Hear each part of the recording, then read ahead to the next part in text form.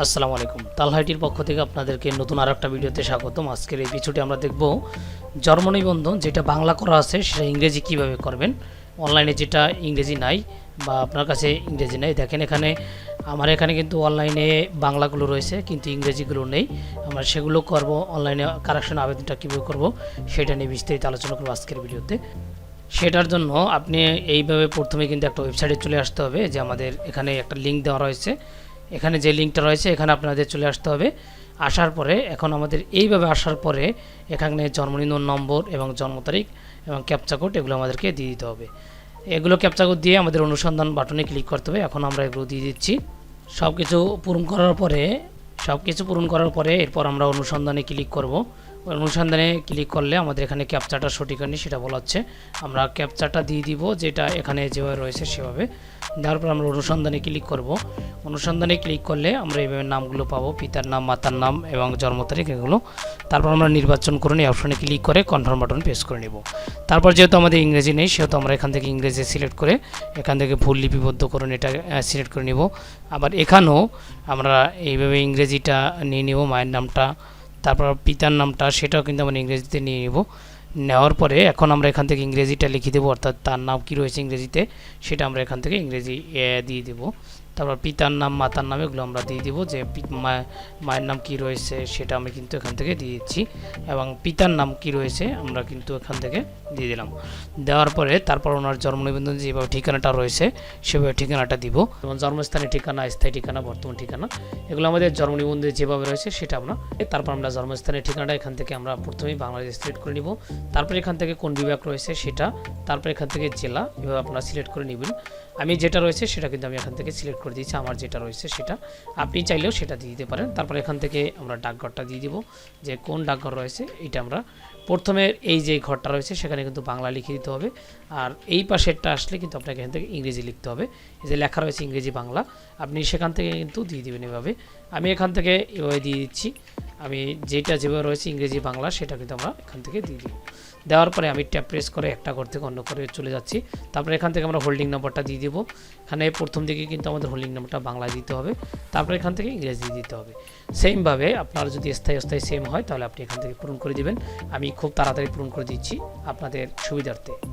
দেখেন এবারে কিন্তু আমাদের স্থায়ী ঠিকানা এবং বর্তমান ঠিকানা সব কিছু প্রস্তুত হয়ে গেল, তৈরি হয়ে গেল। এরপর আমরা একটু নিচের দিকে স্ক্রল করার পরে আমরা কিন্তু এখান থেকে দেখতে পাবো যে আপনি এখান থেকে কিছু অ্যাটাচমেন্টস তৈরি করে নিতে হবে, যেটা 2 মেগাবাইট অর্থাৎ আপনাকে রাখতে হবে। এটা 2 মেগাবাইটের মধ্যে আপনি 100 কেবির মধ্যে রাখার চেষ্টা করবেন, তাহলে ফাইলটা খুব দ্রুত আপলোড হয়, আর না কিন্তু দেরি হয়ে যায়। এটা আমার পূর্ব অভিজ্ঞতা থেকে বলছি।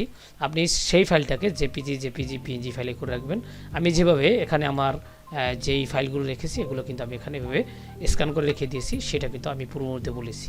তারপর এখন আমাদের কাজ হলো আমরা সেই ফাইলগুলো আমরা আপলোড দিব। সেই জন্য আমরা এখান থেকে সংযোজন বাটন পাবো, এটাতে ক্লিক করব। ক্লিক করার পরে আমাদের যেখানে ফাইলটা আপলোড করব সেখান থেকে গিয়ে আমরা প্রথমেই আমরা ফাইলটা সিলেক্ট করে নেব। এখান থেকে আমি সিলেক্ট করলাম সেই জন্মদিনের মূল কপিটা, সেটাকে আমি এখান থেকে দিব ইস্যু সম্পর্কিত ফাইল। এই ফাইলে দিয়ে আমি এখান থেকে স্টার্ট আপলোড যে অপশন আইকনটা রয়েছে সেখানে ক্লিক করব। এখানে কিন্তু আমার এটা আপলোড হয়ে গেল। তারপর আবার ঠিক আরেকটা আপলোড করার জন্য সংযোজনে ক্লিক করে আমরা ওনার এসএসসি যে সার্টিফিকেটটা রয়েছে সেটা কিন্তু আমরা এখান থেকে দিয়ে দিব। আর এখান থেকে লেখা রয়েছে নিবন্ধন ব্যক্তির এসএসসি সার্টিফিকেটের স্ক্যান কপি, এটা দিয়ে আমরা স্টার্ট মেনুতে ক্লিক করব। এটা কিন্তু আমাদের আপলোড ক্লিক করে বাবার এনআইডি কার্ড, এখান থেকে নিবন্ধনকারীর ব্যক্তির জাতীয় পরিচয়পত্র, পিতার জাতীয় পত্র লেখা রয়েছে, এই অপশনটাতে আমরা ক্লিক করে নেব। তারপর আবার মাতার এনআইডি কার্ডটা আমি সিলেক্ট করে নিচ্ছি, খুব তাড়াতাড়ি করছি আপনাদের সময়ের প্রেক্ষিতে। তারপর এখান থেকে আমরা মাতার জাতীয় পরিচয়পত্র এগুলো নিয়ে নিলাম। এগুলো আপলোড করা হয়ে গেলে আমরা একটু উপরের দিকে চেক করে নিব নিজের মতো করে। তারপর এখন হলো আবেদনকারীটা কে জমা দিবে তার এখানে তথ্যটা আপনার দিতে হবে। ধরেন আপনার আবেদনটা আপনার পিতা মাতা বা নিজে বা আপনার দাদা দাদি অন্য কেউ আপনার জমা দিতে পারে। যদি অন্য অন্য অভিভাবক থাকে তাহলে তাদের কিন্তু তথ্য দিতে হবে।